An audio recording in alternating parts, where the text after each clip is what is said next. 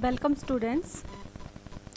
यहाँ हम बड़े ही आसान सी लैंग्वेज में बोहर्स मॉडल ऑफ एटम के बारे में पढ़ेंगे। Niels Bohr, a Danish physicist in 1913 proposed a new model of atom and that model of atom is called Bohr's model of atom। तो पहला postulate, an atom consists of small heavy positively charge nucleus in the center, यानी कि atom बना होता है small heavy positively charge nucleus से, जो कि सेंटर में प्रेजेंट होता है। And electrons are revolve around it, और इलेक्ट्रॉन इसके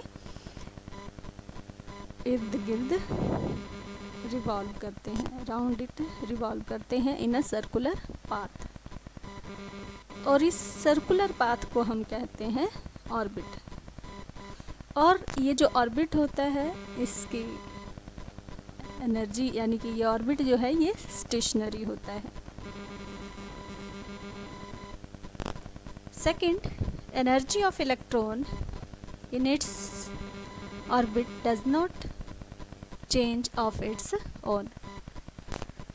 इलेक्ट्रॉन जब किसी पर्टिकुलर ऑर्बिट में है तो ना वो एनर्जी गेन करता है अपने आप, ना ही एनर्जी लूज़ करता है। थर्ड, जब उसे रिक्वायर्ड अमाउंट ऑफ एनर्जी मिलती है या सप्लाई करते हैं तब वो लोअर एनर्जी स्टेट से हायर में जंप करता है। लोअर एनर्जी स्टेट को हम ग्राउंड स्टेट बोलते हैं और हायर को हम एक्साइटेड स्टेट बोलते हैं।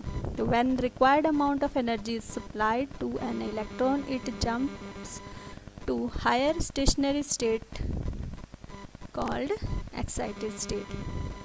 जब वापस आता है हायर से लो में तो एनर्जी रिलीज करता है। तो same energy is released when electron jumps from higher energy state to lower energy state. इसी को मैं मैथमेटिकली लिखूं तो हम इस तरह से लिखेंगे, change in energy is equal to E2 minus E1।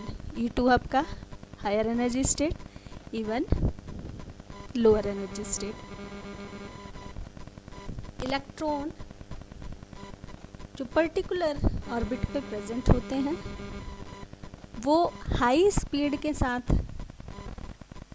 Revolve करते हैं, बट जो ऑर्बिट है वो स्टेशनरी होता है। इलेक्ट्रॉन स्टेशनरी नहीं होते।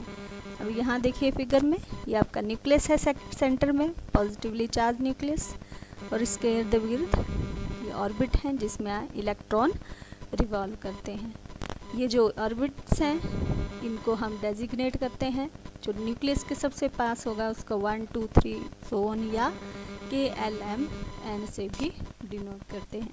तो यही है फोर्थ पोस्टुलेट कि द डिफरेंट एनर्जी लेवल और energy shells for electron are designated as KLMN और 1 2 3 4।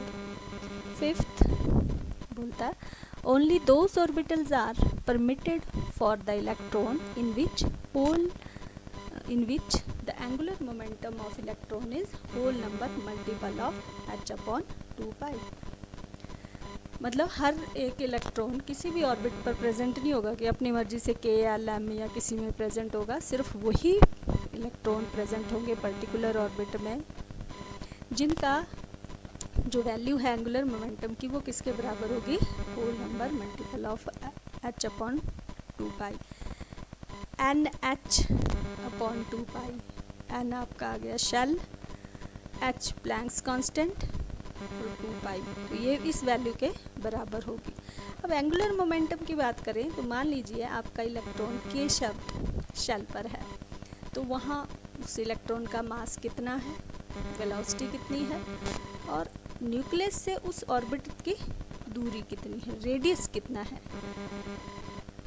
उस पर डिपेंड करेगा। वो वैल्यू अगर फर्स्ट शेल पर है तो वैल्यू कितनी होनी चाहिए, h/2π की जो वैल्यू आएगी उसके बराबर होगा। वही सिर्फ फर्स्ट शेल पर इलेक्ट्रॉन प्रेजेंट होगा।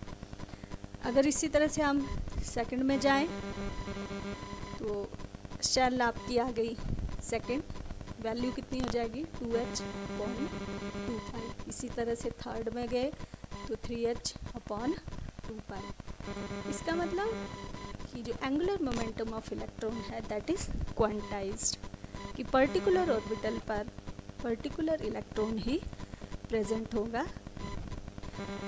दूसरा, इलेक्ट्रॉन जब ऑर्बिट में प्रेजेंट है पर्टिकुलर में, ना वो एनर्जी गेन करता है ना ही एनर्जी लूज़ करता है, मतलब वो अपनी मर्जी से हायर एनर्जी स्टेट पर नहीं जाता है। ये तो थे बोहर्स पोस्टुलेट्स।